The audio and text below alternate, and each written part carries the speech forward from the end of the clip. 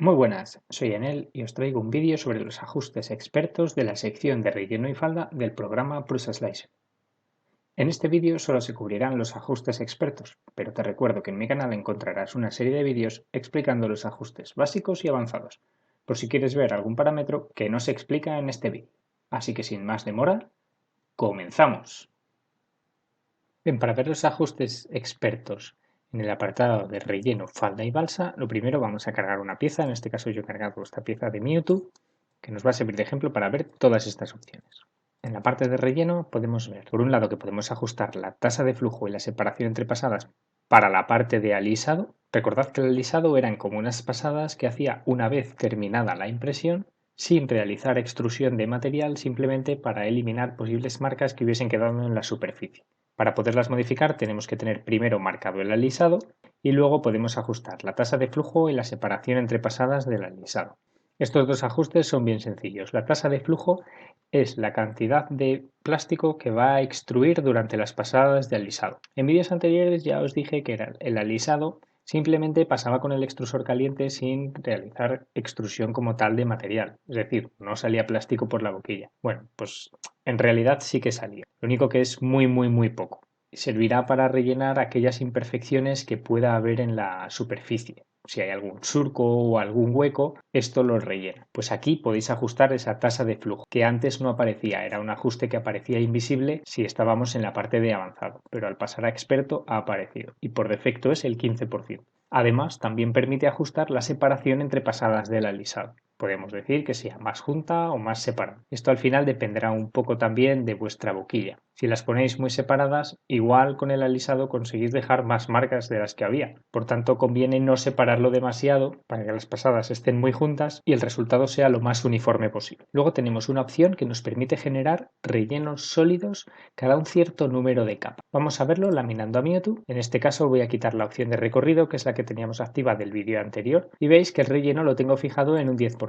Entonces hay estas zonas en las que está hueco y únicamente se dibuja el relleno de giroide, que está establecido en este caso para un giroide al 10% durante toda la pieza, excepto en estas zonas en las que tiene muy poca superficie y no se realiza el relleno, sino que se hace un relleno sólido. Esta opción lo que nos permite es ajustar ese relleno sólido para que se haga de manera periódica a lo largo de todo el diseño. Si yo pongo un relleno sólido cada 3 capas, por ejemplo, y vuelvo a laminar, ahora tendré relleno sólido siempre cada 3 capas. Veis que estamos, por ejemplo, en la capa 117, la 118 es un relleno sólido, la 119, 120 son normales y la 121 vuelve a ser un relleno sólido, es decir, de la capa número 118 a la capa 121. La siguiente sería en la capa 124, otro relleno sólido. Cada 3 capas hace un relleno sólido, de forma que se gana mucha consistencia en la pieza. También se gasta más material y se aumenta mucho más el tiempo de extrusión.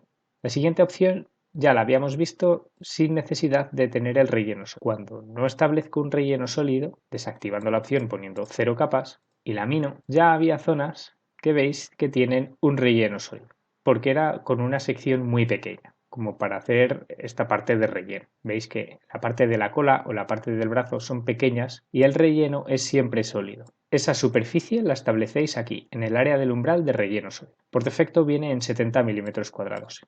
Si ponemos esta opción más pequeña, como un 10, ahora solamente hará los rellenos sólidos para superficies de 10 milímetros cuadrados. Veis que ahora las zonas que antes estaban en relleno sólido ya no lo están. Simplemente aquellas zonas más pequeñitas, como en los dedos o en la cola, es cuando se hace ese relleno sólido. Pero, por ejemplo, ya no sucede en el cuerpo de Mewtwo, como sí sucedía cuando estaba por defecto en 70 milímetros cuadrados. La siguiente opción de solo retraer al cruzar perímetros hace que cuando la boquilla de extrusión se desplaza por el interior o por el borde, es decir, cuando se desplaza por este contorno, por ejemplo, y no realiza un cruce de perímetros, desactiva la retracción. De esta forma, si hay algún goteo o quedan esos hilillos, que son los problemas de stringing, quedan internos en la pieza y no son estéticos y no se ve por fuera. Entonces podemos ahorrar un poquito de tiempo de extrusión si marcamos esa opción de solo retraer cuando cruza los perímetros. Al final, que deje stringing dentro de la pieza nos da igual, porque no se va a ver. Entonces, si podemos ahorrar un poquillo de tiempo evitando las retracciones internas, pues mejor. Y la última opción que tenemos dentro del apartado de relleno es rellenar antes que los perímetros. Es una opción similar a la que veíamos en el vídeo anterior de capas y perímetros, en la que nos permitía cambiar el orden en el que empezaban a hacerse los perímetros externos. Podíamos hacer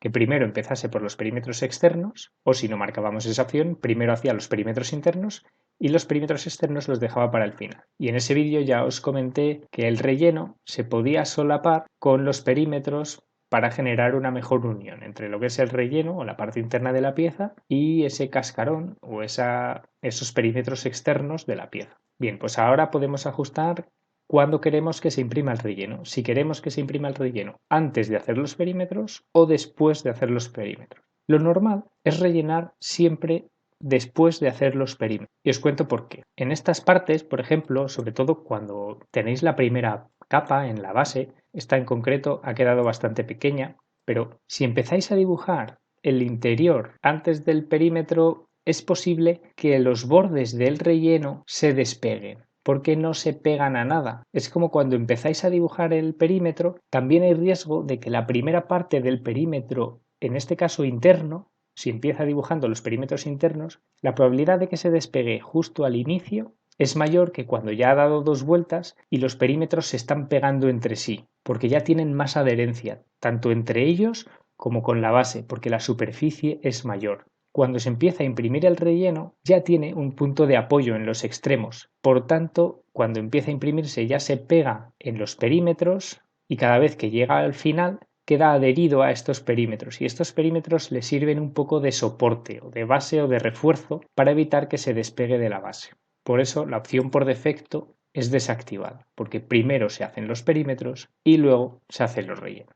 Y por último, para la parte de falda y balsa, que la he metido en este mismo vídeo del relleno porque solamente había un ajuste extra en la parte de experto, que es la longitud mínima del filamento extruido. En vídeos anteriores os enseñé a configurar la falda, que no es más que estas vueltas que da el extrusor antes de comenzar a imprimir la pieza en sí, que servía para limpiar el filamento, para conseguir ya una extrusión homogénea, si habéis hecho cambio de color, para limpiar también el otro color que pudiesen quedar restos en el extrusor. Habíamos ajustado los bucles, la distancia, la altura, si queremos que fuese de una capa o más, y el escudo de protección, que no era más que una falda que tenía la misma altura que la pieza, de forma que la pieza quedaba protegida de corrientes externas de aire. Bien, pues ahora podemos establecer además una longitud mínima del filamento extruido. Esto sirve para garantizar que ya hemos comenzado con una extrusión consistente, uniforme, después de haber realizado la falda, sobre todo en piezas que como este Mewtwo tienen una superficie muy pequeña. Entonces imaginaos que yo por ejemplo tenía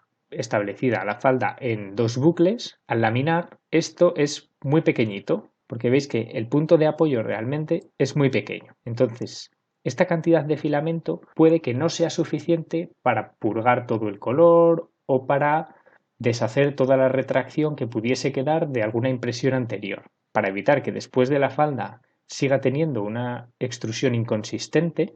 Podemos establecer este parámetro, que es la longitud mínima del filamento extruido. Si yo aquí le digo que tiene que extruir al menos 25 milímetros de filamento, veis que automáticamente me ajusta el número de vueltas que tiene que dar para garantizar que siempre se extruyan al menos 25 milímetros. Por tanto, puede que no le haga mucho caso a estos ajustes que tenéis aquí, sobre todo al número de bucles, para poder garantizar la longitud mínima del filamento extruido. En caso de haber conflicto, es decir, que el número de bucles extruya menos filamento que la longitud mínima del filamento extruido, este valor tomará preferencia y tendrá prioridad realizando, como habéis visto, muchos más bucles en la pieza. Y esto ha sido todo lo que tenía que contaros sobre los ajustes expertos en la parte de relleno y de falda y balsa. Espero que os haya gustado y sobre todo que el vídeo os haya resultado útil, que hayáis aprendido cosas nuevas. Recuerda que si quieres seguir aprendiendo sobre conceptos o parámetros que nos han explicado en este vídeo, tengo en mi canal otros vídeos con los ajustes básicos y avanzados. Si te ha gustado, no te olvides de suscribirte a mi canal para estar al tanto de todas las novedades.